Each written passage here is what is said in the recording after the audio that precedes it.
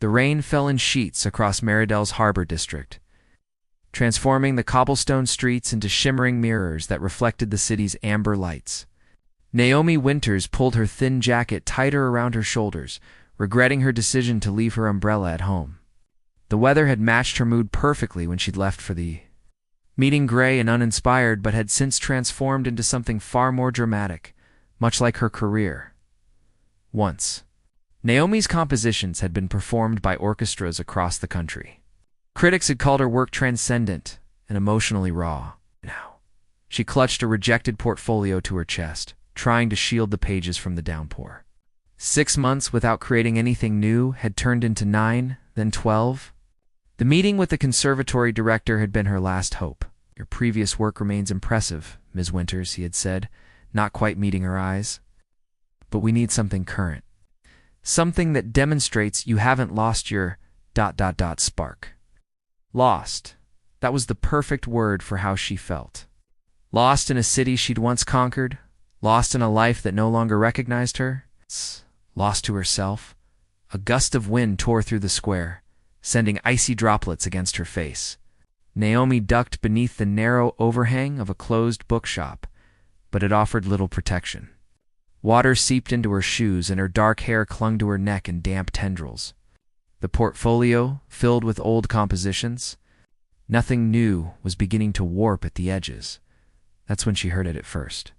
Naomi thought she was imagining the sound of melodies so haunting and complex that it seemed impossible it was being produced in this empty, rain-soaked plaza. She followed the music around the corner to a small cafe with a covered patio. There, beneath strings of unlit patio lights, stood a man with an instrument she couldn't immediately identify. It resembled a violin but was shaped differently. With an iridescent surface that caught what little light remained in the stormy evening, his fingers moved across the strings with impossible precision, drawing forth notes that seemed to vibrate with colors rather than just sound. The cafe was closed, its chairs stacked on tables visible through rain-streaked windows. The man played to an audience of none, nor, so he thought. Naomi stepped forward, forgetting the rain for a moment. Her foot splashed in a puddle, breaking the spell of the music. The man looked up. His eyes widened slightly at the sight of her drenched, clutching her portfolio, shivering visibly.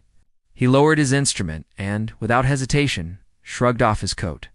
In 3 long strides, crossed the distance between them and draped the garment over her shoulders.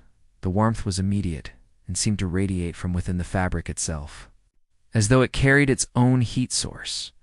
It smelled of unfamiliar spices and something else, something that reminded Naomi of the way air smells after lightning strikes. "You look like you need this more than I do," he said, his voice carrying an accent Naomi couldn't place. It was melodic, with unusual cadences that rose and fell like the strange music he'd been playing. "Thank you," Naomi managed, pulling the coat tighter. "I'm sorry to interrupt your..." She gestured toward the instrument he still held. "Not an interruption," he replied with a slight smile. "More like an unexpected audience." He studied her face with unusual intensity. "I'm Lysander Reed. Naomi Winters." He nodded, as though confirming something to himself. "Would you like to come inside? I know the owner. She won't mind us using the space until the storm passes." Naomi hesitated, but another thunderclap decided for her.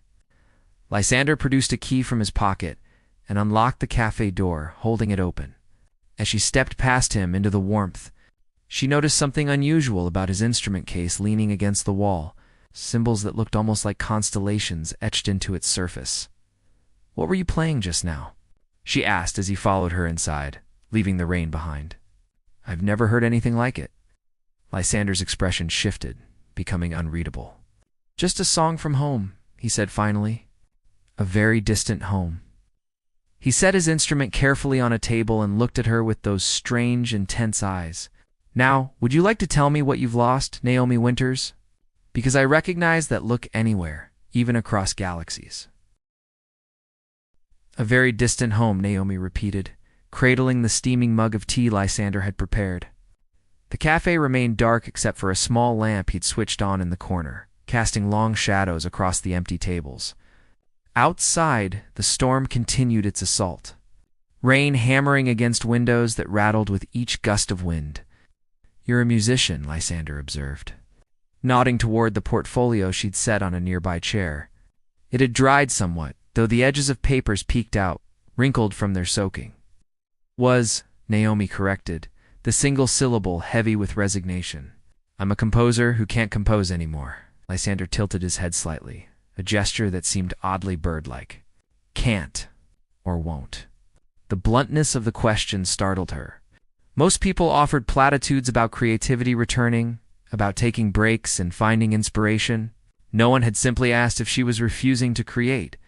Both, maybe. Naomi sipped her tea, surprised by its unusual flavor, floral, but with an undertone of something spicy and unfamiliar. "It's been over a year since I've written anything worth hearing. Eventually you have to accept when something's gone." "Interesting," Lysander murmured. He reached for his instrument, running his fingers lightly over its iridescent surface. Up close, Naomi could see that what she'd taken for wood was something else. Entirely a material with depth that seemed to shift colors as light played across it. "In my experience, things rarely vanish completely. They transform, certainly. Hide themselves often. But disappear? Never." He lifted the instrument to his shoulder and drew the bow across strings that glimmered like filaments of captured starlight. The sound that emerged wasn't the haunting melody from before, but something simpler, question posed in notes rather than words. Without thinking, Naomi hummed a response, the phrase rising naturally to her lips. Lysander smiled, his eyes crinkling at the corners, and played another phrase that built upon her answer. A musical conversation began, expanding with each exchange, his instrument proposing, her voice responding, then reversing as she initiated, and he followed. "You see," Lysander said after several minutes of this improvised dialogue, "not gone at all. Just waiting for the right conversation." Naomi felt a warmth spreading through her chest that had nothing to do with the tea, or the coat still draped around her shoulders. For the first time in months, music had flowed from her without effort or anxiety, without the crushing weight of expectations. "Who are you really?" she asked, studying his unusual features more carefully. His skin had a subtle luminescence to it, almost as though lit from within. His eyes, which she had initially thought were gray, contained flecks of silver that caught the lamplight like tiny mirrors. Lysander set down his instrument with careful precision. "Would you believe me if I told you?" "Try me." He leaned forward, hands clasped between his knees. "I come from a place where music is studied as a branch of advanced mathematics, where compositions are created through equations and algorithms rather than emotional expression." A sad smile played at the corners of his mouth. "We've mastered technical perfection, but missed something essential, something I was sent to understand." "Sent? By whom?" "By a council of scholars who believe human music contains a paradox worth studying. Your compositions follow mathematical patterns that our most brilliant theorists couldn't predict, yet somehow resolve perfectly. It shouldn't work, but it does." Naomi laughed, the sound sharp with disbelief. "You're saying you're what? A musical researcher? From some conservative music academy in Europe?" Lysander's expression remained serious. "I'm saying I'm not from this planet, Naomi." The rain filled the silence that followed, drumming a chaotic rhythm that counterpointed the stillness inside the cafe. Naomi should have laughed again, should have made her excuses and left despite the storm. Instead, she found herself considering the impossible man before her, his strange instrument, his otherworldly features, the coat still around her shoulders that remained impossibly warm despite being soaked by rain. "Show me," she said finally. Lysander held out his palm. Slowly, a small sphere of light formed above it, casting his face in an ethereal glow. The light pulsed with the rhythm of a heartbeat, expanding and contracting like a tiny, living star. "That could be a trick," Naomi said, though her voice lacked conviction. "A hidden device, some kind of technology." "Take my hand," Lysander interrupted, extinguishing the light and extending his fingers toward her. "There's something I want you to hear." Hesitantly, Naomi placed her hand in his. The moment their skin connected, music flooded her mind, not sound, perceived through ears. but pure musical information transferred directly to her consciousness. Symphonies and colors she couldn't name, harmonies that existed in dimensions beyond conventional hearing. Rhythms that matched the beating of distant stars. She gasped, jerking her hand away. "What was that?" "A glimpse of how my people communicate," Lysander said quietly. "We share mathematics, concepts, and patterns directly. What you heard was just a fraction of our musical language, translated into forms your mind could interpret." Naomi pressed her fingers to her temples, the phantom music still echoing in her thoughts. "Why are you showing me this? Why me?" Lysander's expression softened. "Because your music, the compositions you created before you stopped, they contain mathematical patterns that shouldn't have been possible for a human to intuit. When I analyzed your work, I found structures that our theorists have only recently discovered through quantum equations." "That's impossible," Naomi whispered. "I don't know advanced mathematics. I just hear the music in my head." "Precisely." Lysander leaned forward, excitement illuminating his features. "That's what makes human creativity so fascinating. You feel your way to mathematical truths that our people can only reach through rigorous calculation. Your emotion somehow guides you to the same patterns we discover through pure logic." The storm outside began to subside, rain softening from a downpour to a gentle patter. Naomi stood, moving to the window where streetlights glimmered on wet pavement. Her reflection stared back a woman she barely recognized anymore. Wrapped in a coat that belonged to a man who claimed to be from the stars? "I don't know if I believe you," she said honestly, turning back to face him. "But I haven't felt inspired to create music in over a year, and tonight I did." Lysander nodded, accepting her hesitation. "Would you be willing to try something? A collaboration of sorts. My technical knowledge combined with your intuitive understanding, I think we might create something... unprecedented." Naomi should have said no. Should have thanked him for the shelter, returned his coat, and walked away from this strange encounter. Instead, she found herself nodding. "My apartment has a piano," she said. "If you're serious about this collaboration..." Lysander's smile transformed his face, making him look suddenly, startlingly human, despite his otherworldly features. "I've never been more serious about anything in my considerably long life." As they stepped outside into the rain-washed night, Naomi felt something shift inside her, a door, long closed, creaking open, allowing the first tentative notes of a new composition to form in her mind. Whether Lysander was truly what he claimed, or simply a uniquely gifted human with an elaborate story, she couldn't deny the effect he had on her creativity. For the first time in months, Naomi Winters heard music in the rainfall, in their footsteps on wet pavement, in the very air between them, and this time she didn't turn away from it. The apartment was small, but filled with light during daylight hours, its eastern windows capturing the sunrise over Meridel's harbor. Now, as morning spilled across the hardwood floors, it illuminated an explosion of creative chaos. Manuscript paper covered every surface. Pencils and erasers scattered like debris from a storm of composition. For a week, Naomi and Lysander had barely slept, caught in the grip of collaborative creation. The upright piano in the corner, untouched for months before his arrival, now served as the centerpiece of their work. Its warm mahogany surface littered with coffee mugs and notation-filled pages. "This progression breaks at least 3 rules of conventional harmony," Naomi said, playing a series of chords that should have clashed but somehow resolved with breathtaking beauty. "But it works." "Why does it work?" Lysander stood behind her, close enough that she could feel the unusual warmth radiating from his body. "Because the mathematics beneath it are sound, even if the traditional theory doesn't account for it." He reached over her shoulder, adding a note to the highest register. "My people would say this pattern reflects the orbital resonance of a binary star system, a balance that appears chaotic but contains perfect order." Over the days they'd worked together, Naomi had begun to accept the impossible truth of him. The evidence was undeniable: his knowledge of mathematical principles that hadn't been discovered on Earth, his ability to perceive sound frequencies beyond human range, the way his skin sometimes emitted a soft glow when he was deeply engaged with music. More convincing than any of these, however, was the music they created together. It contained structures that Naomi could never have conceived alone, yet expressed emotions that Lysander admitted were new to his experience. "Play the bridge section again," he requested, moving to retrieve his instrument from its case. Naomi complied, her fingers finding the keys with a confidence that had been absent for too long.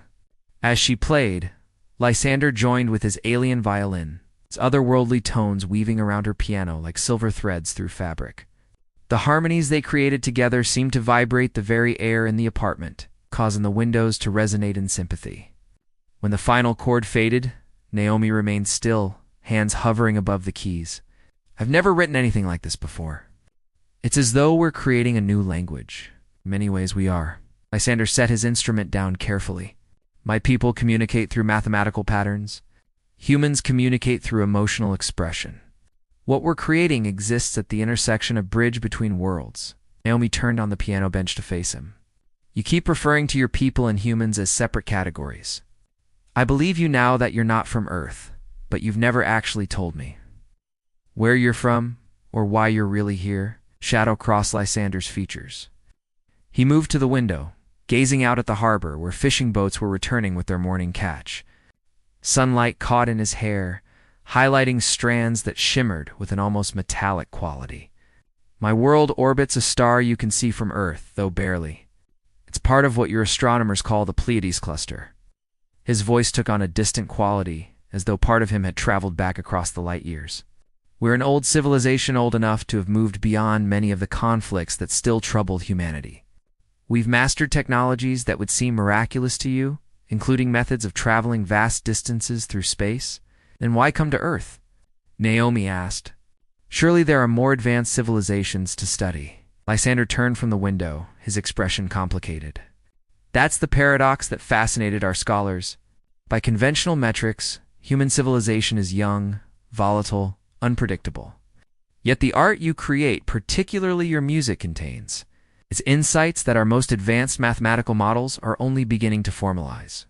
There's something in human creativity that we've lost, or perhaps never possessed." He crossed the room, kneeling before Naomi and taking her hands in his. The contact sent a now familiar tingle up her arms, the ghost of music transferred directly from mind to mind. "I was sent to observe and report back," he continued, his thumbs tracing circles on her palms. "A cultural anthropologist of sorts, studying human artistic expression from a distance. I wasn't supposed to," he trailed off, eyes dropping to their joined hands. "Interact directly," Naomi suggested, her voice soft. "Form connections?" "Feel," Lysander corrected, raising his gaze to meet hers. "My people process emotions intellectually rather than experiencing them directly. It's considered more efficient, less chaotic. But since meeting you," struggled visibly with words, "everything is different. The music we create together isn't just mathematically complex. It moves me in ways I can't quantify." The implications settled over Naomi slowly. "You were supposed to observe human creativity without becoming involved, without feeling anything yourself?" Lysander nodded, his expression troubled. "My assignment was for 3 months. I've been here for 2. In 1 more month, I'm expected to return with my analysis." "And now?" Naomi's voice caught. "What will your analysis say?" "That I've failed spectacularly at maintaining objectivity." A smile ghosted across his lips. "That I've discovered emotion isn't a distraction from truth, as my people believe, but a pathway to it. That the mathematical patterns in your music aren't accidental, but is intuitive, guided by something our logical approach can't replicate." Outside, seagulls wheeled across the harbor, their cries carrying through the open window. The morning light had strengthened, illuminating dust motes that danced between them like tiny galaxies.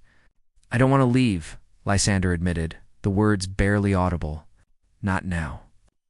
Not after finding you." The confession hung in the air between them, weighty with implications neither was ready to fully address. Instead, Naomi leaned forward until her forehead rested against his, closing her eyes as the warmth of his skin radiated against hers. "Then let's make every moment count," she whispered. "Let's create something they can't ignore, something that proves emotion and mathematics aren't opposing forces. Lysander's hands moved to cradle her face, his touch feather-light. A symphony? A bridge, Naomi corrected, opening her eyes to meet his silver-flecked gaze. Between your world and mine, their first kiss tasted of starlight and possibility of distances crossed and boundaries dissolved.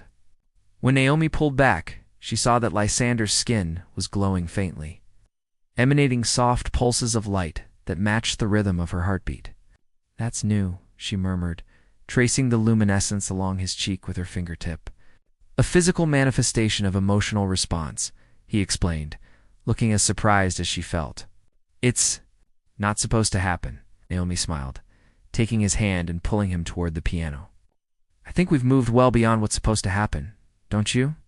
Together, they returned to their composition, adding a new section that incorporated the rhythm of Lysander's bioluminescent, Tals's a physical representation of emotion translated into pure mathematics, then back into music.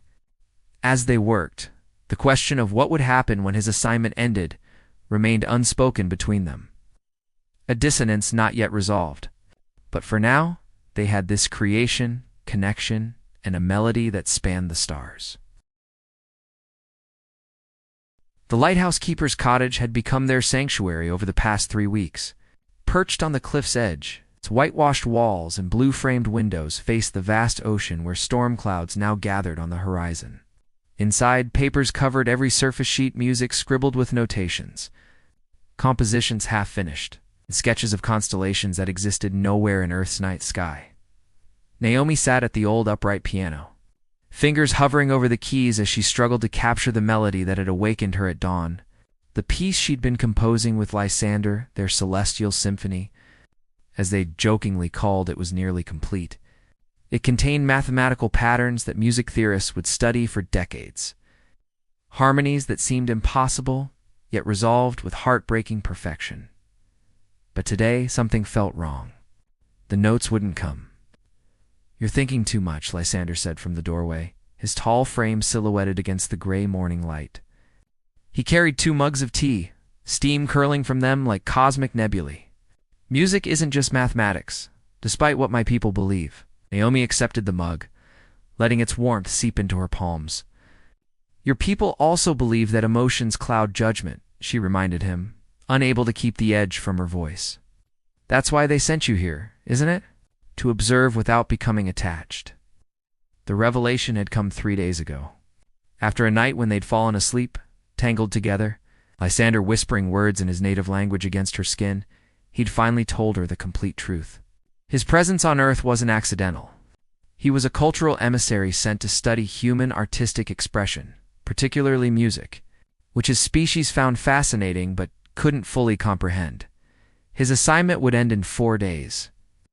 "I was supposed to observe without becoming attached," Lysander corrected. Sitting beside her on the bench, his fingers found the lower octaves of the piano, playing a counterpoint to the melody she'd been struggling with. "But I failed spectacularly at that part." He played differently now than when they'd first met. The technical perfection remained, but there was something new: vulnerability, imperfection, emotion. His people valued mathematical precision in their music. They created perfect patterns, but lacked the raw emotional quality that made human music so compelling. That's why they'd sent him to understand what they were missing. "The council doesn't understand what I've discovered," he continued, his melody intertwining with fragments of hers. "How can I explain to beings who process emotions as theoretical concepts that I've fallen in love? That I've found something worth staying for?" Naomi closed her eyes, letting their impromptu duet wash over her. The possibility of him staying had haunted her thoughts, a hope she'd tried not to nurture. "And if you don't return, what happens then?" His playing faltered for just a moment. "My connection to home would eventually fade. I would become more human in some ways, less myself in others. You'd be giving up your identity, your people, your world." Naomi's fingers stilled on the keys. "I can't ask that of you." "You haven't asked," Lysander said softly. "But what if I'm willing to give it?" The silence between them filled with unspoken fears. Outside, rain began to patter against the windows, gentle percussion accompanying their stillness. Naomi rose from the bench, moving to the large bay window that faced the churning sea. When I lost my music before, I lost myself. I became a ghost in my own life. She turned to face him, backlit by the storm-dark sky. I won't let you become a ghost for me. Lysander joined her at the window, his unusual eyes reflecting the lightning that flashed over the water. There's another option, he said hesitantly. You could come with me. The possibility hung between them, both tantalizing and terrifying. To a world where emotion is considered a distraction, Naomi's laugh held no humor. I'd be even more of an outsider there than you are here. Not necessarily. Lysander took her hands in his, their temperature slightly warmer than human normala, a reminder of his otherness. My findings could change things. Our music, the compositions we've created together, they're proof that emotion doesn't diminish mathematical beauty.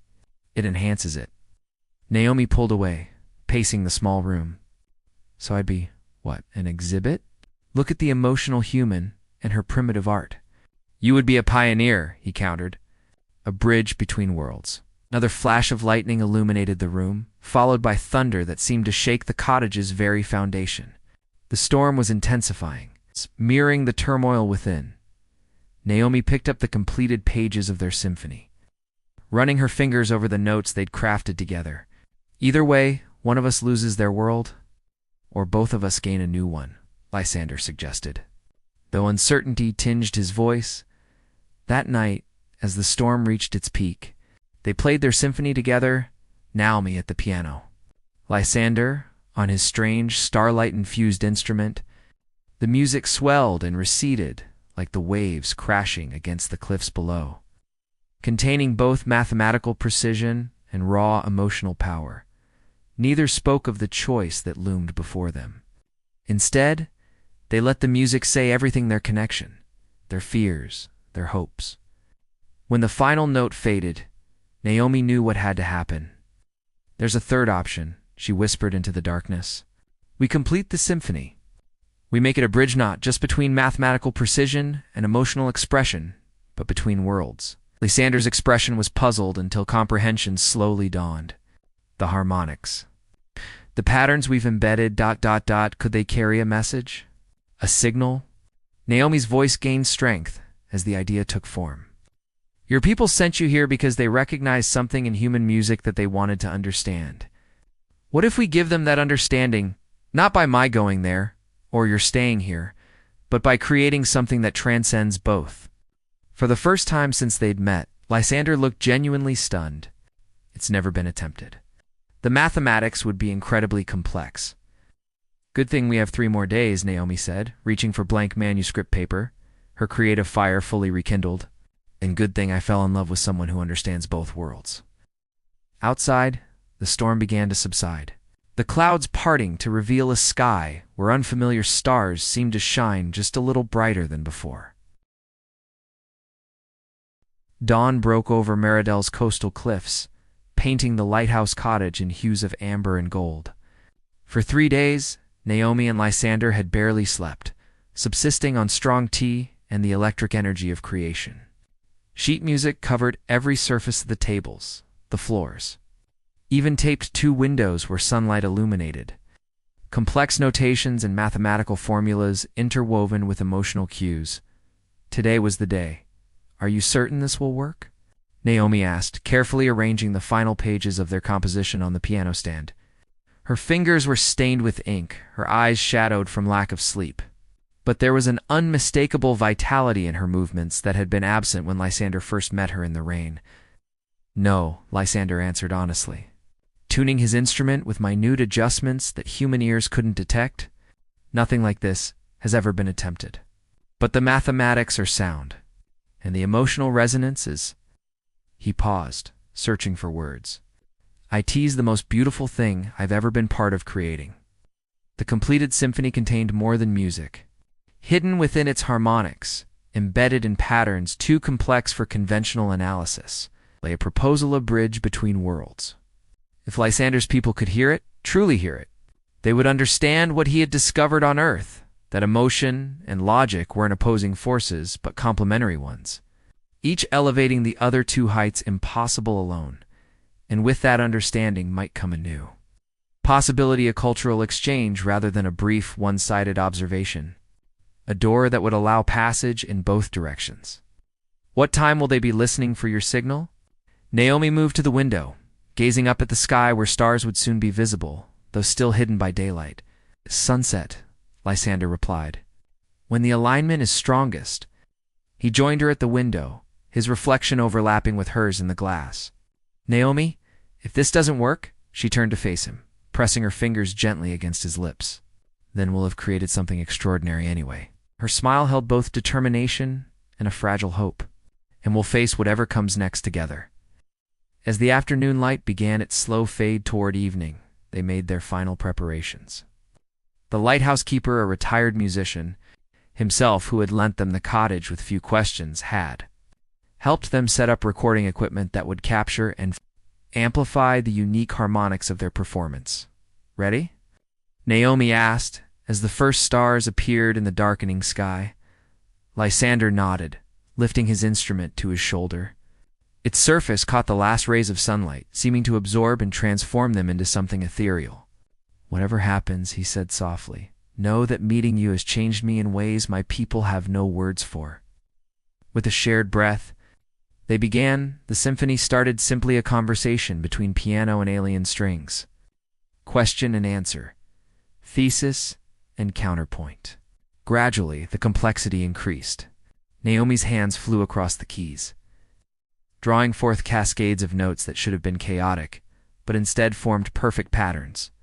Lysander's instrument responded with sounds that seemed to exist between conventional tones, vibrating at frequencies that made the air itself shimmer as they played. The cottage filled with light not from any lamp or external source, but emanating from the music itself. Harmonics made visible, mathematics transformed into luminescence. The phenomenon spread outward, light pouring from windows and streaming upward into the night sky like an aurora of sound in the village below. People stopped to stare at the glowing lighthouse cottage. Some would later swear they heard impossible music carried on the wind, music that made them laugh and weep simultaneously. Music that reminded them of homes they'd never known but somehow recognized. Within the cottage, Naomi and Lysander had ceased to be separate performers.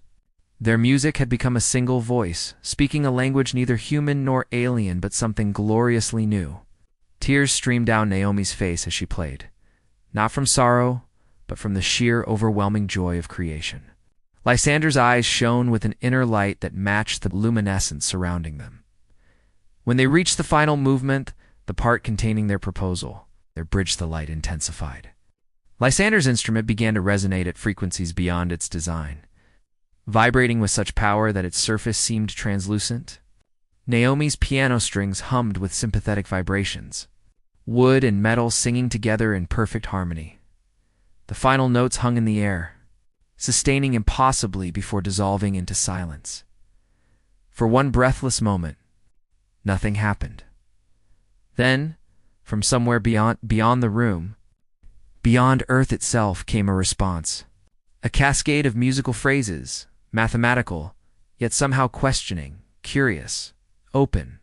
The sound materialized in the center of the room, forming patterns of light that coalesced into symbols Naomi recognized from Lysander's notations. Lysander's hands trembled as he translated. They heard us, he whispered, awe in his voice. They're asking for more. They want to establish an ongoing exchange. The symbols shifted, forming new patterns. They're creating a permanent channel, Lysander continued, his voice breaking with emotion. A doorway that can be opened from either side, allowing travel between our worlds without requiring anyone to choose one over the other. Naomi moved to his side, her fingers intertwining with his. What does that mean for us? The light from the symbols bathed their faces as Lysander turned to her, wonder replacing the conflict that had haunted his features for days. It means I don't have to leave you behind, or ask you to leave your world. It means we can have both. Time here, time there, building understanding between worlds rather than just observing. Cultural ambassadors. Naomi laughed, the sound bright with relief and joy. More like translators, Lysander corrected, pulling her close. Translating emotion into mathematics, and mathematics into emotion, until perhaps the translation is no longer needed. Outside, the night sky seemed impossibly full of stars, some of which might have been ordinary celestial bodies, and others perhaps something more points of light responding to the symphony that had reached across impossible distances in the months and years that followed. Naomi and Lysander would travel between worlds, bringing music from one to the other, creating new forms that belonged to neither and both. The lighthouse cottage became the first of many bridges places where humans with artistic gifts could meet with visitors from Lysander's world, exchanging ideas and creating collaborations that transformed both societies. Naomi never again lost her music. How could she, when every composition now contained not just the mathematics of harmony and the emotions of humanity, but also the memory of that first rainy evening when a stranger had offered his coat, his warmth, and ultimately the stars themselves? In concert halls on Earth, audiences wept at performances of what became known as the Celestial Symphony, never knowing its full purpose or power, only that it somehow made them feel connected to something larger than themselves. And on distant worlds, beings who had once valued precision above all else began to understand the mathematical elegance of a broken voice, a passionate phrase, an imperfect but heartfelt melody. The rain still fell sometimes in Meridel, drumming against the lighthouse windows.